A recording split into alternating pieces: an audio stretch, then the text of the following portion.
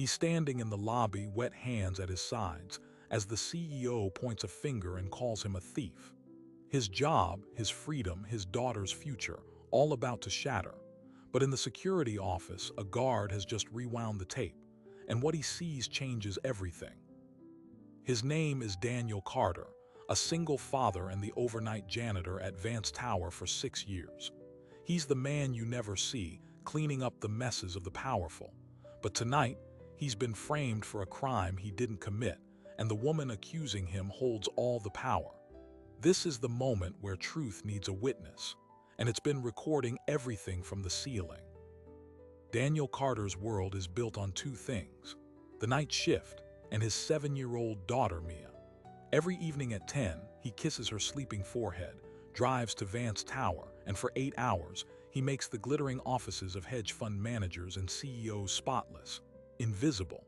He empties trash bins filled with discarded stock reports, wipes fingerprints off glass walls that look out over the city, and mops floors where million-dollar deals were closed hours before. He doesn't mind being unseen. It's safer that way. The job pays just enough for their small apartment, for Mia's art classes, for a life of quiet stability.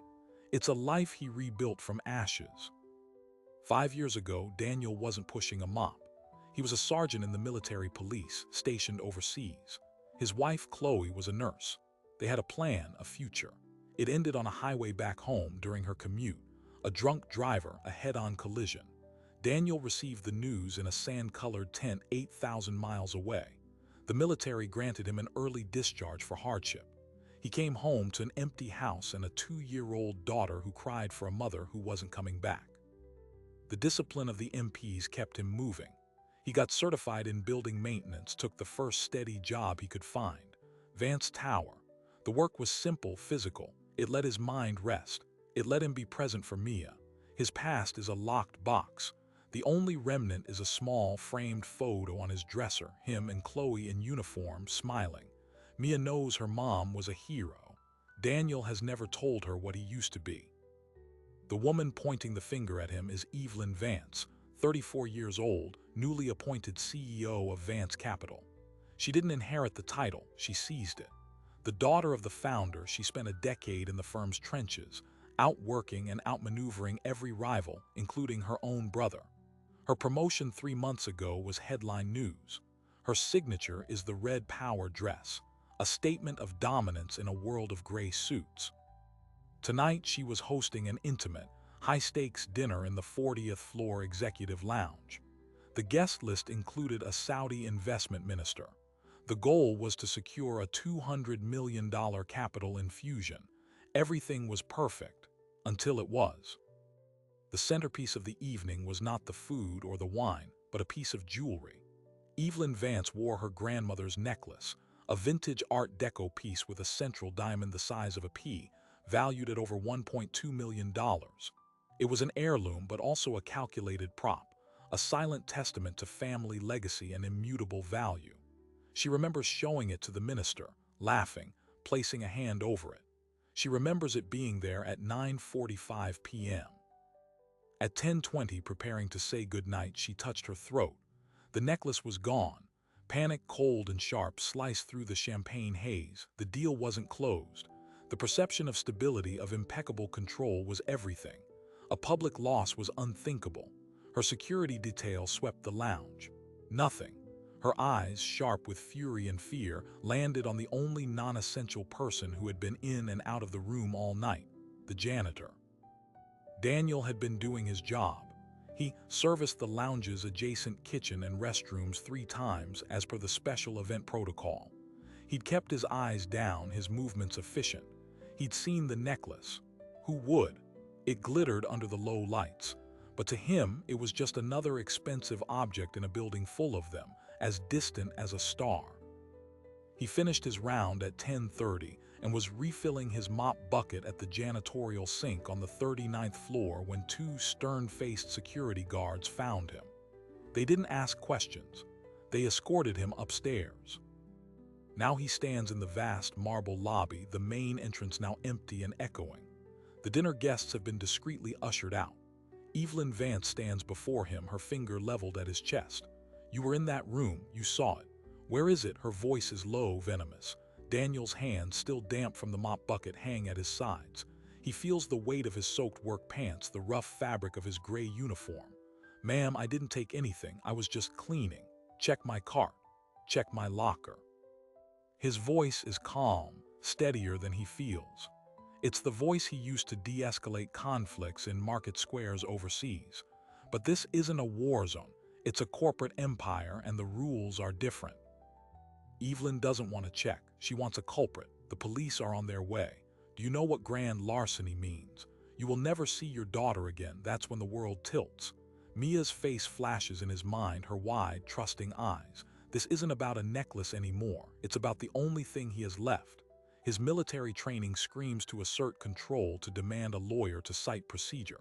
But he's not a sergeant here. He's a janitor in wet pants. He's a suspect. The power imbalance is absolute, and it's designed to be. Watching this unfold from behind a wall of monitors is Marcus Thorne, 58, the night shift security supervisor. His domain is a dim, climate-controlled room on the building's second floor, a bank of screens showing every corridor, elevator, and lobby. Marcus has worked security at Vance Tower for 20 years. He's seen CEOs come and go. He's seen janitors like Daniel work tirelessly, year after year. He's a man who believes in patterns. And the pattern he saw tonight on camera 7, which covers the executive lounge entrance, doesn't fit the story unfolding in the lobby. He saw Daniel enter and exit the lounge at his scheduled times, his cart always in view. He saw the nervous energy of the event staff. And he saw something else. At 10:12 p.m., 8 minutes before Evelyn noticed the necklace was missing, he saw a flash of movement from a different angle, camera 12, covering a secluded service hallway that leads to a private executive elevator. Someone moved quickly, furtively, from the direction of the lounge. It was Daniel. He was 3 floors down, collecting trash. Marcus had noted it, logged it as minor anomalous activity. Standard protocol. But now, with the CEO screaming theft, that blip on the screen feels seismic. Marcus picks up his desk phone, his finger hovering over the button that connects him to the lobby security line. He could call down, tell them to stand by, that he's reviewing relevant footage, but he hesitates. Evelyn Vance signs his paycheck. Interrupting her with a maybe could cost him his job. He thinks of his own son, grown now. He thinks of the quiet janitor standing down there, taking the heat. He makes a decision. He doesn't call. Instead, he rewinds the footage from camera 12. He isolates the time stamp, 10:12 p.m. He hits play, and he leans forward, his breath catching in his throat. The figure is clear now, emerging from the shadowy corridor into the slightly better light near the elevator. It's a man in a dark suit. He's looking down at his hand, at something small and glittering he's transferring from his palm into his jacket's inner pocket. His face, angled up for a moment to check the elevator light, is unmistakable. It's Robert Vance, Evelyn's older brother, the man she defeated for the CEO title. The man who, according to merger documents Marcus has inadvertently seen on the security printer, stands to gain control of a key family trust if Evelyn is publicly disgraced or fails to secure the Saudi deal. Marcus's blood runs cold. This isn't a simple theft, it's a corporate assassination, and Daniel Carter is the designated fall guy. The security guard grabs a USB drive, his hand suddenly unsteady. He needs to download this clip. He needs to get it to someone who can't ignore it. But as he reaches for the mouse, the door to the security office swings open. One of Evelyn's personal security detail, a broad-shouldered man named Hendricks, fills the doorway. The CEO wants all security footage from the lounge and surrounding areas from 9 p.m. onward pulled and quarantined. Now, she believes the janitor may have had an accomplice inside. Marcus slowly pulls his hand back from the mouse, leaving the damning video paused on his main screen. "Yes, sir, I was just reviewing it." Hendricks's eyes scan the bank of monitors. They linger for a fraction of a second on the screen showing the frozen image of Robert Vance. Does he see it? Marcus's heart hammers against his ribs. Hendricks's gaze moves on. "Bring the drive to the lobby in 5 minutes." The CEO and the police will want to see everything. The door closes. Marcus is alone again, the hum of the servers the only sound. He has 5 minutes. 5 minutes before the evidence that could clear an innocent man is delivered into the hands of the very people who might bury it. He looks at the frozen face of Robert Vance, then at the live feed of the lobby where Daniel stands, head bowed, surrounded. A father about to lose everything. The right thing is a dangerous thing. Marcus takes a deep breath, his finger hovering over a different key, the one that sends a real-time backup to an off-site encrypted cloud server the company doesn't know he has. It's a fireable offense. It could be worse. He presses it. The transfer bar flashes on his secondary screen. 2%, 4%. The trap is set, but the clock is ticking faster for the man in the crosshairs. And in the lobby, the first police cruiser has just pulled up to the curb, its blue lights painting the marble floor in silent, sweeping strokes. The 2 officers who step into the lobby aren't beat cops. They're detectives from the Financial Crimes Unit, accustomed to dealing with corporate players, not janitors. Detective Walsh, sharp-eyed and in his 40s, takes in the scene. The furious CEO, the silent janitor, the gleaming expanse of marble. His partner, Detective Alvarez, already has her notebook out. Evelyn Vance meets them halfway, her anger now channeled into cold, efficient narrative. She outlines the theft, the value of the necklace, the timeline, and she presents her suspect, Daniel Carter, who had sole opportunity. She doesn't mention her brother. She doesn't mention the Saudi deal. She presents a simple, ugly story of temptation and betrayal. Walsh approaches Daniel. "Son, we need to talk. Can you tell us what you were doing tonight?" Daniel keeps his hands visible, his voice level. He recounts his rounds, his schedule, his trips to the 39th floor janitorial closet.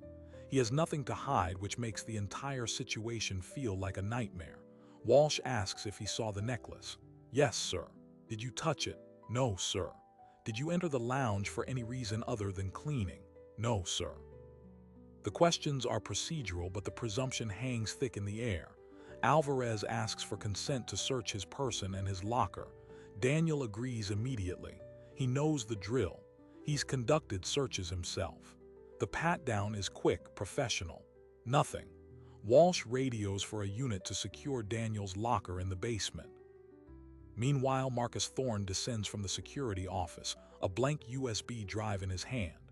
His heart is a drum against his ribs. The real drive, the one with the cockpit footage, is tucked into the inner lining of his security blazer. He approaches the group, nodding to the detectives. "I have the requested footage from the relevant areas, 9 p.m. to present." He holds out the blank drive. Evelyn's security man, Hendricks, takes it. Walsh looks at Marcus. "Is there anything on there that shows this man entering or leaving the lounge outside his scheduled times?" Marcus meets Daniel's eyes for a split second. The janitor's expression is weary, resigned. "On this drive, sir," Marcus says carefully. The footage shows him entering at 9:15, 9:45, and 10:05, exiting roughly 10 minutes after each, all consistent with his work log. Nothing out of the ordinary. Evelyn's eyes narrow. What about the service corridors, the private elevator? Marcus feels a bead of sweat trace down his spine. "I reviewed those angles preliminarily. There was some movement, but it was unclear. The lighting is poor in those hallways. I'd need more time for a detailed analysis." He's walking a razor's edge, lying by omission, buying time. Walsh seems to accept this, but Evelyn doesn't. "I want every frame of that hallway footage enhanced. I want to see who else was near my lounge tonight." She is not just looking for her necklace. She is sniffing out a threat. Hendricks nods. "We'll have our tech team on it first thing, Ms. Vance." First thing is 8 hours away. In the corporate world, 8 hours is a lifetime. It's enough time for evidence to be lost, for stories to be solidified, for an innocent man to be processed into a cell. The detectives confer quietly. Without the necklace in Daniel's possession and with his consistent story, they have no probable cause for an arrest. But the pressure from a CEO like Evelyn Vance is a tangible force. Walsh turns to Daniel. "Mr. Carter, you're not under arrest at this time. But we're going to need you to come down to the station to give a formal statement. And you are suspended from your duties here, effective immediately, pending investigation." Suspended. The word hits Daniel like a physical blow. No work means no pay. The rent is due in 12 days. Mia's school tuition payment is automatic, coming out next week. The math is simple and brutal. He nods, numb. Can I call my sister? She needs to stay with my daughter. Of course, Walsh says, his tone softening slightly. The human reaction registers. This isn't a career criminal.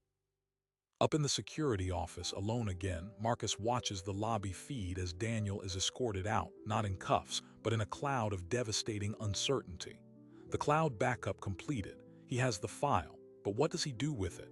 Going to the police now is risky. Evelyn Vance has already framed the narrative. She could easily claim the footage was doctored, that Marcus was disgruntled, that he was working with the janitor. He needs an ally, someone who can't be ignored. He thinks of the one person in the building with both the access and a potential motive to listen. Catherine Blair, the head of internal audit and compliance. A woman known for her glacial impartiality and her hatred of executive misconduct. Her office is on the 35th floor. Her lights are often on until midnight. Marcus takes a risk. He calls her direct line. It rings 4 times before she answers, her voice crisp with tired irritation. Blair, Marcus swallows. Ms. Blair, it's Marcus Thorne in security. I need to see you tonight. It's regarding the incident with Ms. Vance's necklace, and I have reason to believe the wrong person is being accused. There's a long silence on the line. I'm listening, Mr. Thorne. Not on the phone, ma'am, in your office. In 10 minutes. Another pause. Then, very well, 10 minutes. Meanwhile, Daniel sits in the back of an unmarked police car, staring at his reflection in the window. He's made the call to his sister, Lisa. Her voice, thick with sleep, turned to sharp alarm. He kept it simple. Trouble at work. Need you to stay with Mia. I'll explain later. He feels a profound shame. He has spent years building a wall of stability around his daughter, and in one night a stranger in a red dress has cracked it open. At the station, the process is slow and grinding. He's fingerprinted not as an arrestee but for elimination purposes. He gives his statement again, this time recorded. He signs forms. His military service comes up.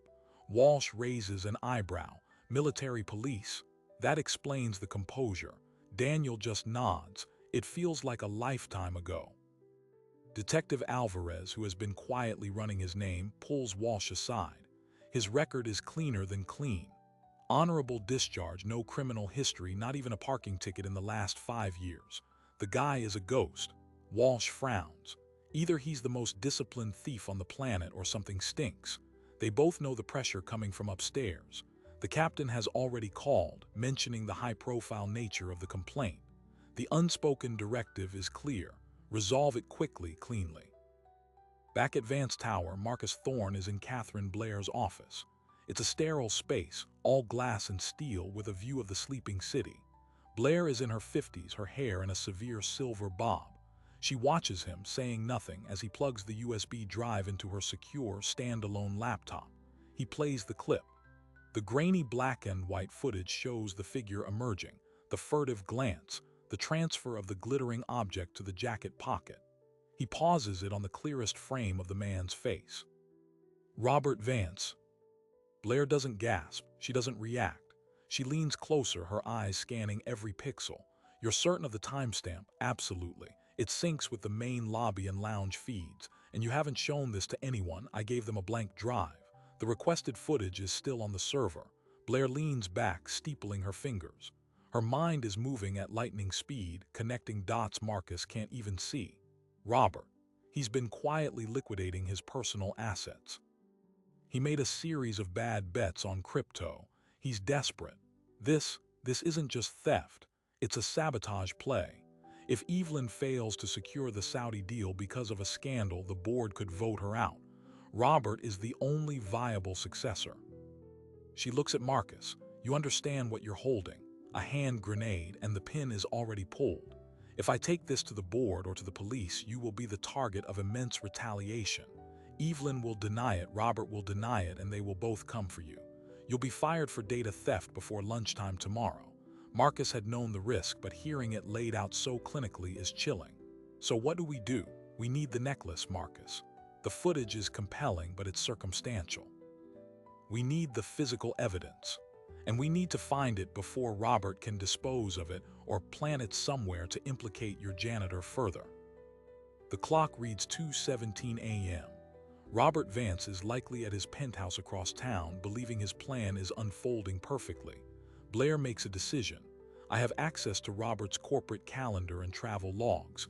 He's booked on a 7 a.m. flight to the Cayman Islands. A sudden, unannounced trip. He's running, or he's moving the asset. We have maybe 4 hours. She opens a secure messaging app on a burner phone, typing rapidly. I know a private investigator, former FBI. He can be at Robert's building in 20 minutes. He can't break in, but he can watch. If Robert leaves with a bag, if he meets someone, we need a trail. But there's another problem. Daniel, he's the pressure point. If they can't find the necklace by morning, the official police machinery will grind forward. He'll be charged. His life will be dismantled. Blair looks at the frozen image of Robert Vance, a man willing to destroy a stranger to hurt his sister. This is the rot at the heart of the empire she's sworn to audit. Okay, Mr. Thorne, here. What we do, you go back to your desk. You act normal. You tell Hendricks you're working on the enhancement, that it's taking time. I will handle the external track, and we need to find a way to get a warning to Daniel Carter. He needs to know he's a pawn in a much bigger game, and that help is coming, but it's fragile. Daniel is released from the station at 3:45 a.m. with a request to remain in the city. The sky is still dark. He uses his last $20 to take a cab home. His sister Lisa is on his couch, awake and worried. Mia is still asleep. Lisa asks no questions, just hugs him. The silent support almost breaks him. He showers, the hot water doing nothing to scrub off the feeling of accusation. He changes into civilian clothes, jeans, and a worn sweatshirt. He feels unmoored.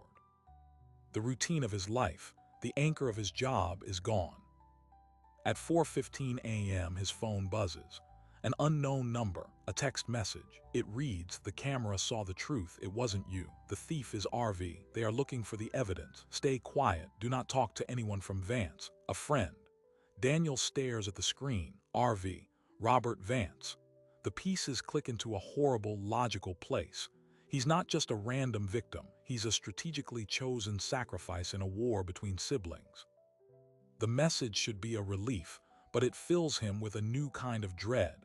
If powerful people are fighting, the crossfire will obliterate him. He deletes the message.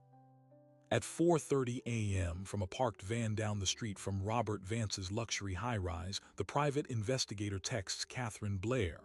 Subject just exited building. Carrying a small duffel bag, got into a black town car, heading west, not toward airport. Blair, monitoring from her office, replies instantly, "Follow, do not lose him." The town car winds through the pre-dawn streets, heading toward the old industrial waterfront. Robert Vance isn't going to the airport, he's making a detour. The Pi follows at a discreet distance, his camera equipped with a long lens. The town car stops near a derelict warehouse slated for demolition. Robert gets out, alone, duffel bag in hand. He looks around, nervous, and walks toward the warehouse's shadowy entrance. The Pi captures it all. The location, the time, Robert's unmistakable profile. He doesn't follow inside. That's beyond his remit. He texts Blair the address. He's here, something's inside. Blair receives the information. This is it. The necklace, or the means to dispose of it, is in that warehouse, but she can't call the police. Not yet. Without the necklace in hand, Robert could claim he was there for a dozen reasons. They need to catch him in the act or find the necklace immediately after he leaves. She needs someone on the ground she can trust. Her eyes land on the security feed still open on her screen, showing Marcus Thorne at his desk. He's loyal, he's already in it. And he has a vested interest in clearing Daniel Carter. She calls him. "Marcus, I have the location. He's there now. I need you to go. Take a company vehicle. Do not engage. Observe and report. If he leaves the bag behind, we retrieve it. If he doesn't, we have him on tape entering a suspicious location hours before an international flight. It's something." Marcus doesn't hesitate. "On my way." He grabs his jacket and the keys to a security SUV. He's no action hero. He's a 58-year-old security supervisor, but he's the only one who can do this. As Marcus drives toward the waterfront, the first hint of dawn bleeds into the sky. In his apartment, Daniel Carter sits at his kitchen table watching the light change. He thinks about the text. A friend, who? The security guard, someone else. The system designed to protect property is now hunting him, while a shadow system of unlikely allies is trying to piece together the truth. His military mind assesses the situation.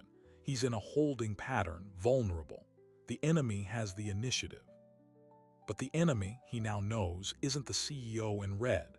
It's the brother in the shadows, and that brother is on the move.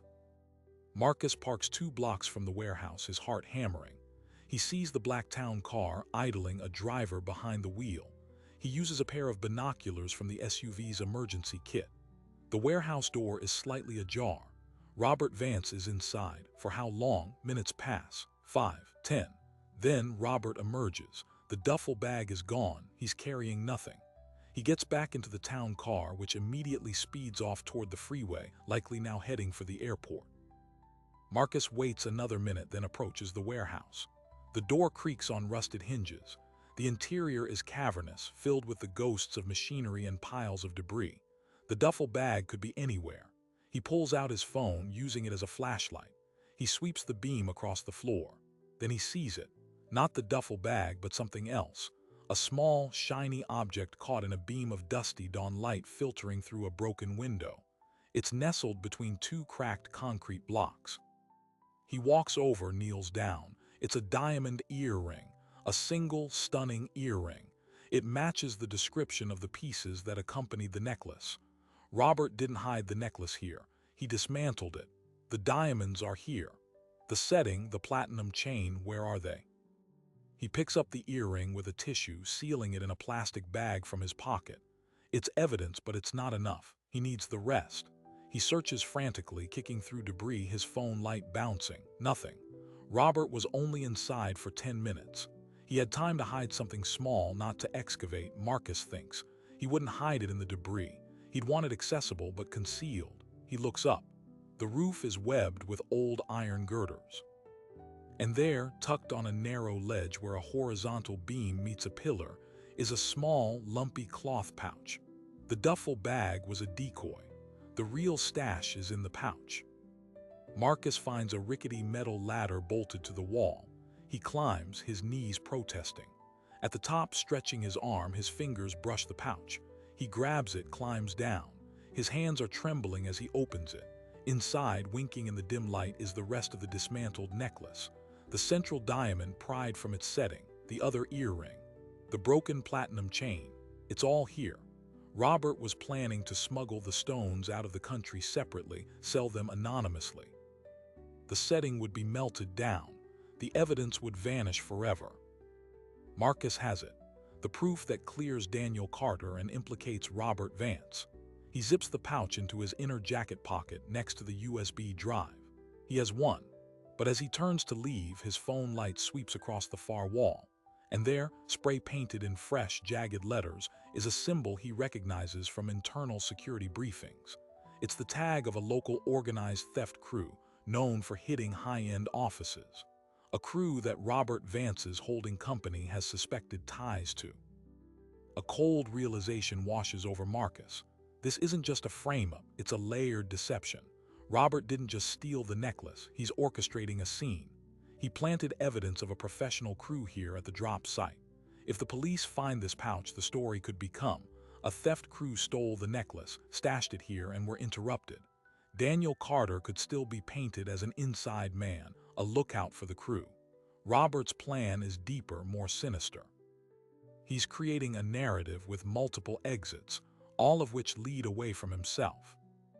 Marcus's phone vibrates. It's Catherine Blair. Status. He texts back, his fingers cold. I have the stones, but there's a problem. He set a stage, it's not just him. He sends a photo of the graffiti. Blair's reply is immediate. Get out of there. Now bring everything to me. Do not go home. Marcus runs for his SUV. He has the evidence that can save Daniel, but he also now holds a bomb that could implicate him in a larger fabricated crime. He starts the engine and pulls onto the empty street. In his rearview mirror, he sees another vehicle, a dark sedan with tinted windows, pull out from a side alley 2 blocks back. It wasn't there before. It begins to follow him, not closely but persistently.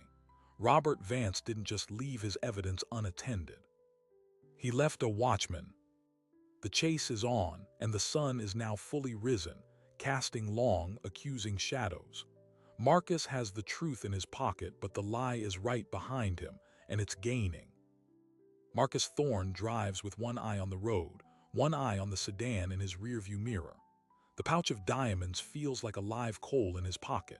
He doesn't head directly to Catherine Blair's office. That's the first place they'd expect. Instead, he drives toward the downtown core, using his knowledge of the morning traffic patterns to lose the tail. He takes sudden turns, ducks into a multi-story parking garage, and emerges 5 minutes later on a different street. The sedan is gone. For now. He knows it won't last. They have his plate number. They know who he is.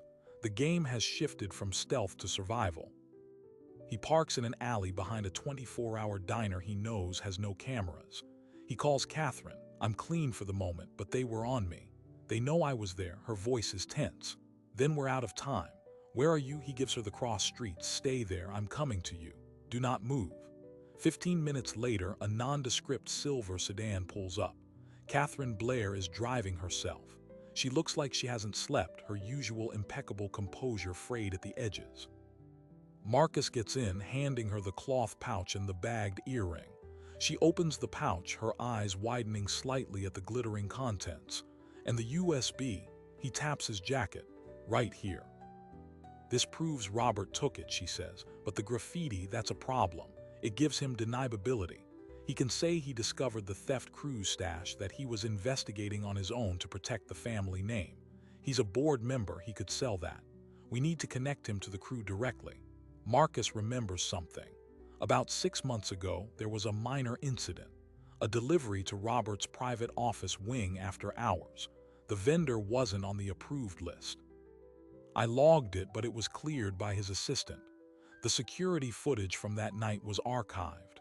I could pull it, see who made that delivery. Do it remotely, Catherine orders. Use your secure cloud backup. Don't go back to the office. They'll be waiting for you. Marcus nods, pulling out his personal tablet, connecting to his private server via a secure cellular link. He navigates through dated folders, his fingers flying. He finds the archive for that night, the camera covering the private wing, loading dock. He presses play. The time stamp reads 2:17 a.m. A van with no markings pulls up. 2 men get out, wearing generic coveralls. They unload a small, heavy-looking crate. One of the men looks up directly at the camera as he lights a cigarette. The flame illuminates his face for a second. It's a face Marcus has seen in security bulletins. Leo, the fixer Dunn, a known associate of the theft crew. The crate is signed for by Robert Vance's personal assistant. Got it, Marcus whispers, a surge of triumph in his voice. This is the link. Robert was using the crew for something else, maybe receiving stolen art, maybe moving contraband. He has an established relationship with them. The necklace theft wasn't his first job with them, it was his last. He used them for the grab, then framed them as the fallback scapegoat. Catherine's mind is racing. This is better. This is premeditation and conspiracy, but we can't go to the police with just this. Robert will have layers of lawyers ready to tear it apart. We need someone within the police who can't be pressured, who will follow the evidence wherever it leads. She knows one person, Detective Walsh. He's in financial crimes, but he has a reputation for being stubbornly, inconveniently honest. He was clearly uncomfortable with the pressure on the janitor last night. He's our best shot, but we have to get this to him in a way that forces his hand, in a way he can't ignore or bury. Marcus looks at her. How? We walk into the precinct and hand it over. We'd be intercepted before we reach the door. Robert and Evelyn both have eyes everywhere. Not we, Catherine says. Him, the janitor, Daniel Carter. At that moment, Daniel is sitting at his kitchen table, a cold cup of coffee in front of him. His sister Lisa has taken Mia to school, shielding her from the tension. The silence in the apartment is oppressive. His phone rings. Another unknown number. He hesitates, then answers. It's Catherine Blair. Mr. Carter, my name is Catherine Blair. I'm the head of internal compliance at Vance Tower. I believe you've been falsely accused. I have evidence that exonerates you and implicates Robert Vance. But I need your help to get it to the right people. Daniel's grip tightens on the phone. Why me? Because you're the victim. You have the most credibility and the most to lose. The police will listen to you if you bring them hard evidence. And because they won't be watching you as closely as they're watching me or my associate. Outlines the plan.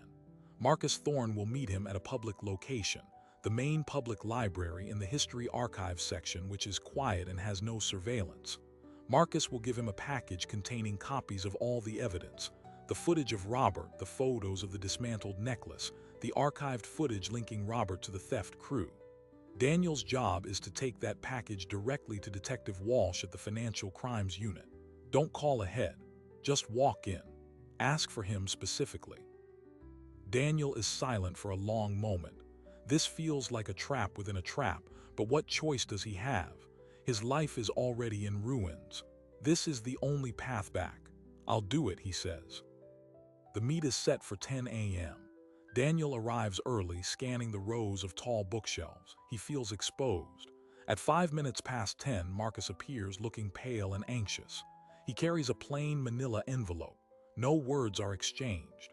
Marcus slips him the envelope. Daniel takes it, tucking it inside his jacket. Marcus whispers, "Good luck," and melts back into the stacks. Daniel leaves by a side exit, the envelope heavy against his chest. He takes the bus downtown, every sense alert. He watches the other passengers, the cars outside. He sees nothing out of the ordinary. He gets off at the stop near police headquarters, an imposing gray building. He walks up the steps, through the metal detectors, and to the information desk. I need to speak with Detective Walsh. Financial crimes. Regarding the Vance Tower investigation. The desk sergeant eyes him, picks up a phone. A few minutes later, Detective Alvarez appears. Her expression is unreadable. "Mr. Carter, come with me." She leads him not to an interview room, but to a small, cluttered conference room. Walsh is there, standing over a table scattered with files. He looks up, his face grim. "Mr. Carter, we were about to call you. We've had a development." Daniel's heart sinks. "What kind of development?" Walsh gestures to a chair. "Sit down.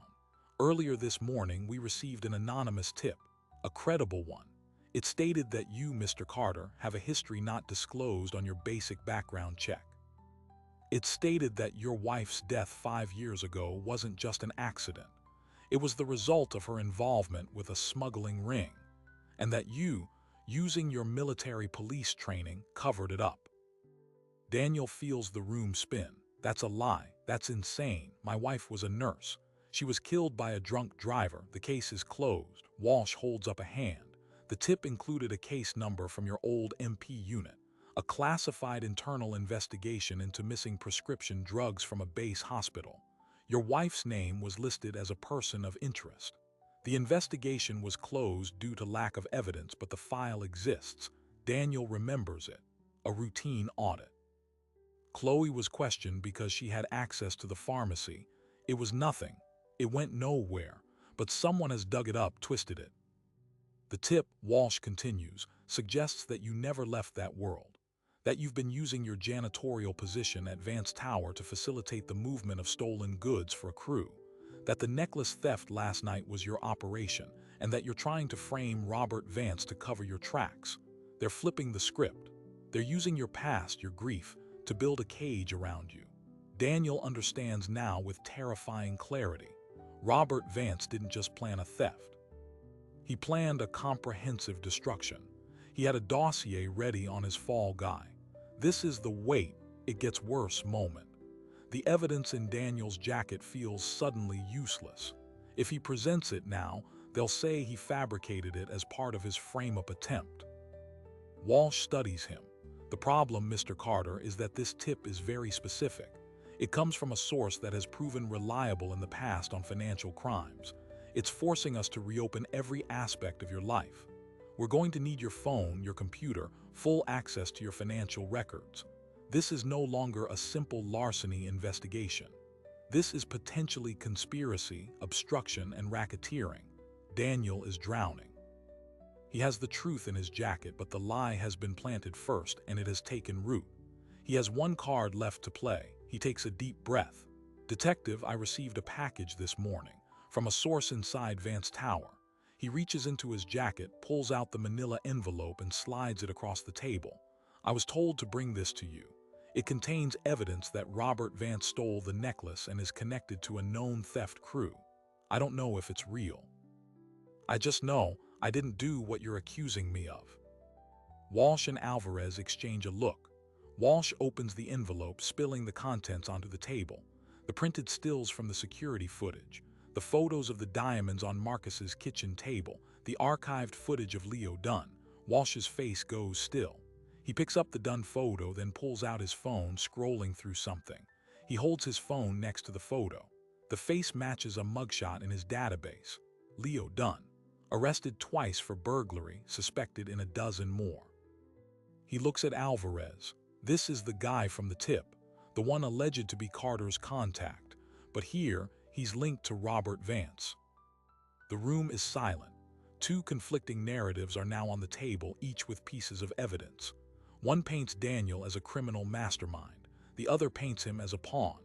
Walsh, the honest detective, is now in the worst position of all. He has to find out which story is true, knowing that powerful people are pushing the first one. He makes a decision. "Mr. Carter, you're not under arrest, but you are not to leave the city. We're going to take this evidence and investigate it thoroughly. This envelope, and you're bringing it to us, is now part of the record." He bags the evidence. "Alvarez, get a warrant for Robert Vance's financials, his travel records, and his communications for the past 6 months. And pull the full, original security footage from Vance Tower from last night. Not what they gave us. The raw server files." Daniel is dismissed, walking out of the precinct into the blinding midday sun. He has no idea if he just saved himself or signed his own warrant. Across town, Catherine Blair gets a call from a contact in the district attorney's office. A warrant has been issued for Robert Vance's records. Good, she thinks, but her contact continues. There's also a warrant for the arrest of Marcus Thorne. Charges: breaking and entering, theft of evidence, and criminal trespass at a commercial property, the warehouse. They've moved against Marcus. She calls Marcus's phone. It goes straight to voicemail. He's been made. He's on the run. The system is closing in on the little guys from both sides. Robert Vance, from his first-class airline seat, is likely smiling. His plan is working perfectly. The janitor is implicated, the security guard is a fugitive, and the evidence is a confused muddle. Evelyn Vance, meanwhile, has called an emergency board meeting for 4 p.m. She is going to publicly announce the theft, condemn the security failure, and use the scandal to argue for tighter, more aggressive control that would marginalize her brother's remaining influence. She doesn't know he's the thief. She's playing right into his hands. At 3 p.m., Marcus Thorne, hiding in the basement of an abandoned church, uses a payphone to call the only person he thinks might still help, Daniel Carter. "Daniel, it's Marcus. They're coming for me. I need you to do something for me, my son." He's a journalist for the online news outlet The Metro Wire. His name is Ben. Tell him everything. Give him the cloud access codes. He'll know what to do. Sometimes the only way to fight power is with a spotlight. Then Marcus hangs up. The line goes dead. Daniel finds Ben Thorne's contact information online. He sends a cryptic email from a library computer asking to meet, mentioning his father and Vance Tower. Ben replies within minutes, "Name a place." They meet at a busy, noisy food court. Daniel tells him the whole story, from the accusation in the lobby to the diamonds in the warehouse. Ben, a young man with his father's steady eyes, listens intently. He asks for the codes. Daniel gives them to him. By 5 p.m., Ben Thorne has published the first article. The headline is explosive. Vance heir implicated in million-dollar heist. Janitor framed, security guard hunted. The article includes blurred but recognizable stills from the security footage and photos of the stolen diamonds. It names Robert Vance. It names Leo Dunn. It does not name Catherine Blair, protecting her. The story goes viral in minutes. The board meeting at Vance Tower dissolves into chaos. Evelyn Vance is handed a tablet with the article. She reads it, her face turning from anger to shock to cold, terrifying realization. Her brother, her own brother, The scandal is now public, but it's pointing in the exact opposite direction she intended. The police, under the glare of the media, are forced to act. Detective Walsh receives a call from his captain. Pick up Robert Vance at the airport upon his return. Make it clean. Make it by the book. But Robert Vance never lands. His flight from the Caymans is diverted. He gets off at a layover in Miami and disappears. He's in the wind with his stolen millions and a ruined family name behind him. For Evelyn, it's a Pyrrhic victory. She's cleared of incompetence, but her family is now synonymous with corruption. The Saudi deal is dead. The board's confidence in her is shattered. And for Daniel Carter, the public vindication is bittersweet. The news articles clear his name, but the whispers remain. The stigma of the false accusation, the public airing of his wife's old, twisted investigation, leaves a stain. He gets a call from the building management company that contracts janitorial services to Vance Tower. He's reinstated with back pay. They offer a transfer to a different building. A quiet apology. It's not justice. It's damage control. Marcus Thorne turns himself in the next day, flanked by a lawyer provided by Catherine Blair. The charges are serious, but the public narrative is on his side. The security guard who risked everything for the truth. It's a story the DA might not want to take to trial. As he's processed, he thinks of Daniel, of his son Ben, of the truth finally seeing the light. It was worth it. On a Thursday morning, 1 week later, Daniel Carter returns to Vance Tower to collect his final paycheck and clean out his locker. The lobby is quiet. He avoids looking at the spot where she pointed her finger. As he turns to leave, the elevator dings. Evelyn Vance steps out. She is alone, dressed not in red but in a severe black suit. She sees him. For a long moment, they just look at each other. The accused and the accuser.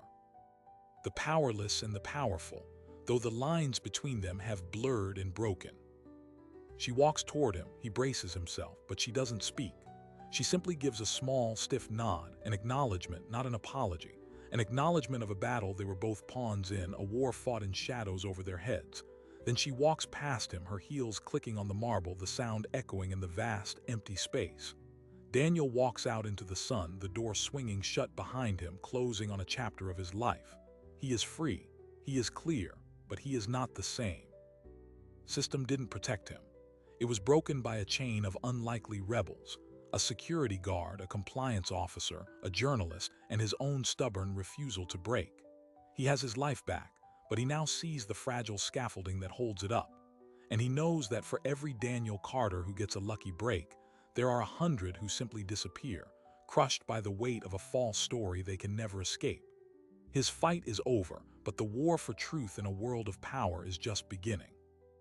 The following Monday, Daniel Carter clocks in for the night shift at the Carson Building, a modest 30-story office complex across town. His transfer came through.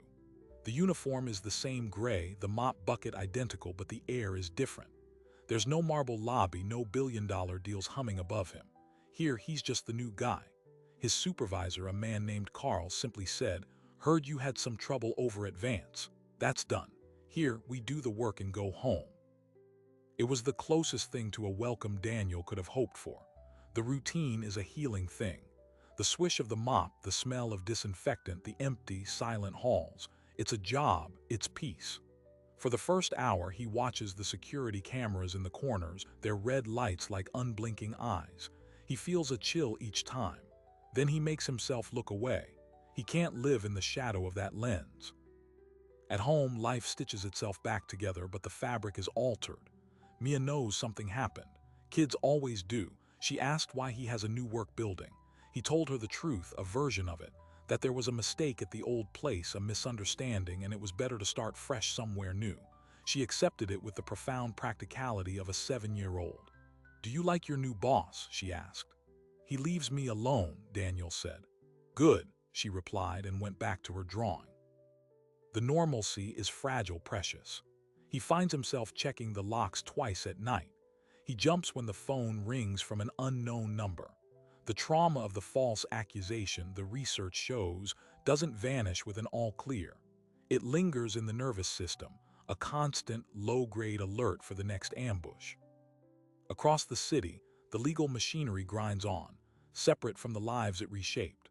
Marcus Thorne is out on bail, his case a tangle of prosecutorial discretion and public sentiment. The district attorney, facing the media narrative of a heroic whistleblower and shaky evidence of trespass, after all, the warehouse was abandoned and unlocked, is leaning toward a plea deal. Community service and probation in exchange for his testimony should Robert Vance ever be found. Marcus spends his days at his son Ben's apartment helping him follow up on the story. The hunt for Robert Vance has gone international. Interpol notices have been issued. The money trail leads to shell companies in Luxembourg and a private bank in Singapore. He's gone, but he's not free. He's a fugitive, and his fortune is now a target for every financial investigator on 2 continents. The victory is that he lost, too. His name is mud, his legacy theft and betrayal. For Evelyn Vance, the fallout is a quieter, more corporate form of ruin. The board did not oust her. That would have been a mercy. Instead, they sidelined her. She remains CEO in title, but a newly formed oversight committee, packed with old guard directors loyal to her father's memory, now must approve all major decisions. The red power dresses have been replaced by navy suits. The aggressive expansion is paused. Her role has been reduced to stewardship and damage control. The woman who pointed a finger in the lobby has had her own power profoundly, permanently clipped. She works late, but now the office feels like a gilded cage. The lesson was brutal. In her rush to find a culprit, she almost destroyed an innocent man and played directly into her brother's hands. The system she commanded almost failed completely, saved only by the conscience of people she considered beneath notice. Detective Walsh and Alvarez closed the case file on Daniel Carter, officially listing him as a victim of a frame-up attempt. But the work isn't over. The investigation into Robert Vance and the theft crew is now a major case. Leo Dunn was picked up on a parole violation and, facing a long sentence, is talking.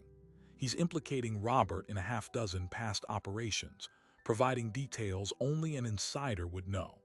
The scandal has cracked open a hidden world of corporate-adjacent crime. Walsh sometimes thinks of Daniel's calm demeanor in the interrogation room, the dignity in the face of collapse. He keeps a copy of the cleared case notice on his desk. It's a reminder.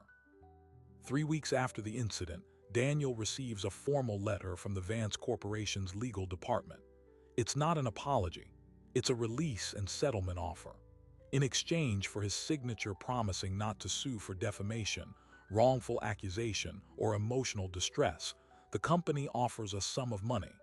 It's not life-changing, but it is significant. Exactly 1 year's salary after taxes. The letter is careful, legalese stating the offer is made to avoid protracted litigation and does not constitute an admission of fault. Daniel stares at the number. It would mean a safety net. It could mean a down payment on a small house one day, a college fund for Mia. It is hush money wrapped in a bow. He thinks about signing. He thinks about the principal. He calls Catherine Blair. They meet in a public park, a neutral ground. She looks tired but resolute. If you sue, she tells him, you will spend years in court. They have teams of lawyers. You will have to relive every second, and in the end, you might get less or nothing. The system is not designed for you to win against them. It's designed for them to make problems go away. This is them making it go away. Daniel watches a group of children playing on the swings. Mia is at school. What would you do? Catherine smiles, a thin, sad smile. I am a compliance officer. I believe in rules. But I also believe in survival. Take the money. Build the life they tried to take from you. That's the best revenge. He signs the papers the next day. The money hits his account. He feels no triumph, only a grim closure. Month passes. The seasons begin to turn. Daniel's life finds a new rhythm. Then on a rainy Thursday evening, as he's preparing to leave for his shift, his doorbell rings. It's Detective Alvarez. She's not in uniform. She holds a small, sealed evidence box. Mr. Carter, I thought you should have this. It's the personal effects returned from the case. Your work locker contents. Daniel invites her in, confused. They mailed me my things already. Alvarez places the box on his kitchen table. This isn't from your locker. This was logged into evidence the night of the incident, from your person. He opens the box. Inside is his old leather wallet, his keys, and the small, framed photo of him and Chloe he kept in his locker. He'd forgotten they'd taken it. "Thank you," he says. Alvarez hesitates. "There's one more thing. It didn't come from us. It was left at the precinct for you." She places a small, black velvet jewelry box on top of the photo. Then she leaves. Daniel stares at the box. He has a terrible feeling. He opens it. Nestled inside is a single, stunning diamond earring, the mate to the one Marcus found in the warehouse. It is breathtaking and toxic. There's no note, but the message is clear. This is not from the evidence locker. This is new. This is a message from Robert, from someone else, a threat, a twisted souvenir. His blood runs cold. The past isn't past. It's still reaching for him. He slams the box shut. He should call Walsh. He should report it. But a deep, weary anger rises in him. He is done being a piece in someone else's game. He takes the velvet box, drives to the riverfront, and without a second thought, hurls it as far as he can into the dark, churning water. The diamond, a symbol of greed and corruption, disappears with a tiny plink. Let them trace that. He returns home, his heart pounding not with fear, but with a final, decisive act of reclaiming his own story. The surprise isn't that the earring reached him. It's that he chose to drown it rather than let it define him. The final closure comes from an unexpected place. A Saturday afternoon, Daniel takes Mia to the library. While she looks at picture books, he wanders the nonfiction aisles. His eyes land on a familiar name on the spine of a new hardcover, Ben Thorne. The title is Glass Towers, Power, Lies, and a Janitor's Fight for Truth. He pulls it from the shelf, flips it open. It's the full story. Ben used his father's experience, Daniel's story, the court documents, everything. Daniel is in it, but his name is changed. His details are altered. He is David, a composite protecting his privacy. But the heart of the story, the false accusation, the security footage, the corporate conspiracy is all there, laid bare. The dedication page reads, "For the invisible people who keep the world clean, and for the fathers who teach us that truth is a thing you do, not just a thing you say." Daniel closes the book, a lump in his throat. His story is out there. It's been heard. It might help someone else. That matters. He buys the book. That night after Mia is asleep, he opens it to the final chapter. Ben Thorne has written about the aftermath, about the psychological research on false accusations, about the statistics showing how rarely such stories have a clear hero or a perfect ending. He writes about the silent epidemic of workplace blame, where the powerless are so often the first target. And then, in the last paragraph, Ben reveals the final, surprising detail. The research for the book led him to a confidential, anonymized survey of corporate security directors. One question asked, "What single change has most improved theft prevention in your portfolio?" The number one answer was not better cameras or stricter access policies. It was treating cleaning and maintenance staff with professional respect and integrating them into security briefings. The lesson of the Vance Tower scandal, distilled into cold data, was that the people you overlook are your greatest vulnerability and your greatest potential allies. The system didn't protect Daniel Carter. His humanity and the humanity of those who helped him punctured the system. Daniel places the book on his shelf next to the photo of Chloe. The two stories, his past and his present, side by side. He is not a hero. He is a man who cleaned up a mess and got caught in a storm, but he weathered it. He provided for his daughter. He kept his integrity. In the grand, unfair scheme of things, that is a kind of victory. The hook of the story, the furious CEO, the accused janitor, the security guard at the monitor, has been fully paid off. The truth was revealed. The powerful were checked. The innocent, though scarred, walked free. The camera on the ceiling witnessed it all, but it was the hearts of the people on the ground that changed the ending. The conflict is resolved, but the world it revealed continues to turn, one quiet night shift at a time. So what remains after the lobby empties, the headlines fade, and the settlement checks clear? The story of Daniel Carter is not an anomaly.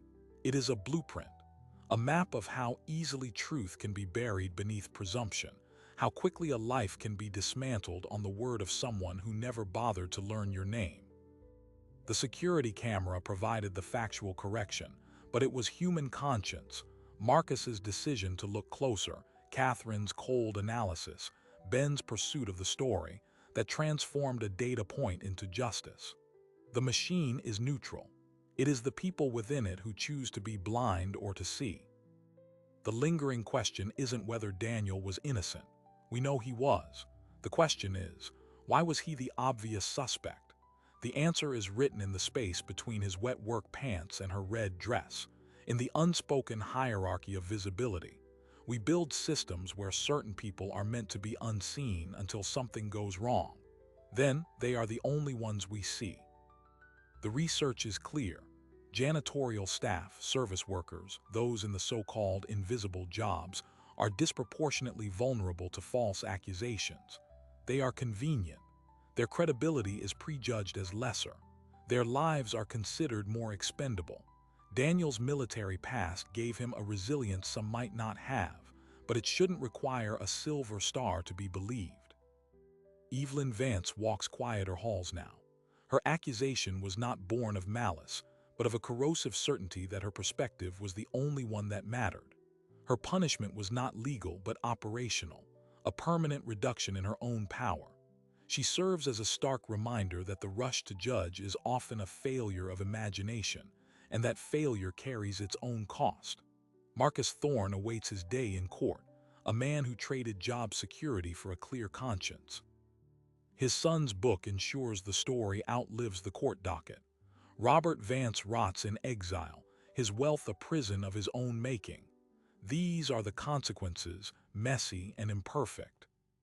But the real resolution lies in the quiet change, in security briefings that now include the night cleaning crew, in compliance, officers who look deeper when a convenient story lands on their desk, in detectives who remember that a polished narrative is often the one that hides the most, and in Daniel Carter, who goes to work each night, not with trust in the system, but with the hard-won knowledge that his own dignity is the one thing they could not take.